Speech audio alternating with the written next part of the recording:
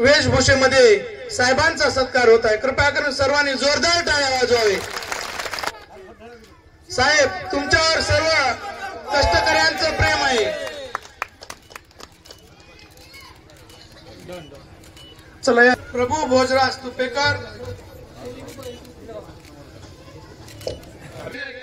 बरोबर, या ठिकाणी प्रास्ताविक करण्यासाठी मी समाज कार्यकर्ते या सर्व उर्वरित ग्रामस्थांच्या वतीनं सत्कार होईल। यानंतर या सर्व सदस्य सगळेजण केलेला आहे। मी मारुतराव आनंदराव पवार व समितीच्या सर्व समितीच्या वतीनं संपन्न होईल। सर्व पाहुण्यांचं या ठिकाणी समितीच्या वतीने शब्द सुमनाने ओके सर। कृपया आजूबाजूला जी मंडळी थांबलेली आहे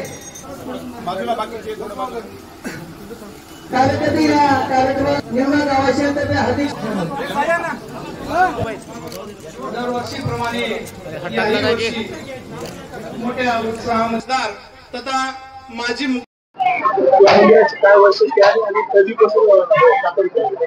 हे मंदिराची वैशिष्ट्य म्हणजे आमचे वडिलोपार्जित वंशज, आमचे 5वे वंशज ज्यावेळेस शेतामध्ये काम करत असताना, नांगरटी करत असताना नांगराला दगड लागला असं म्हणत होते आमचे पूर्वज।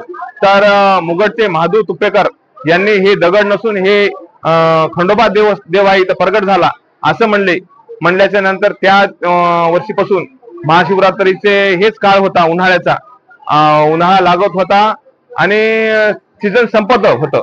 या दिवशीपासून इथं मेंढरा राखी वस्ती होते, त्यांनी त्या दिवसापासून हे परंपरा चालू झाली। आज प्रोग्राम म्हणजे हे आमच्या पूर्वजांनी चालवत आलेली हे परंपरा हे 130 वर्षापासून चालत आलेली आहे। आज 300 वर्षापासून परंपरा चालत आलेली आहे। तर आज म्हणजे अशोकराव चव्हाण साहेबांना आम्ही या अडचणी देवस्थानच्या सांगितलो। ह्या अडचणीची पूर्तता आणि निधी उपलब्ध करून देण्यासाठी, ये जा करण्यासाठी पावसाळ्यामध्ये श्रावण महिन्यामध्ये भक्तांना गोदावरीचं तीर्थ आणून इथं अभिषेक दररोज होते, मग 1 महिना श्रावण महिन्यामध्ये त्यासाठी ये जा करण्यासाठी रस्त्यामध्ये अडथळे येत होते, चिखल होत होता, चिखल तुळवत अंग भरत होते। तर आमच्या पूर्वजांनी सांगितलं, आमच्या आई वडिलांनी, बाबा आपण मंदिराला देवस्थानाला जागा दिली 34 गुंठे, तर आपण एक रस्ता तुम्ही दान करा तुमच्या याच्यामधून विचारामधून।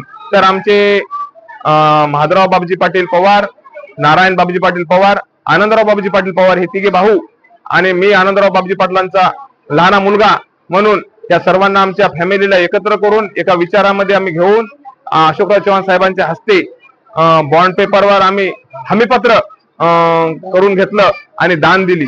देवस्थानला रस्त्याचा मार्ग मोकळा केला. भाविक निवघा, खांबाळा, सरेगाव, जवळा, मुगट, डोंगरगाव ह्या ठिकाणी ह्या रस्त्यावर चौबाजूने सर्वांचं श्रद्धास्थान आहे आणि कित्येक घराण्यांचं हे कुलदैवत आहे. याने मोठ्या संख्येने भाविक भक्त येते तिथं.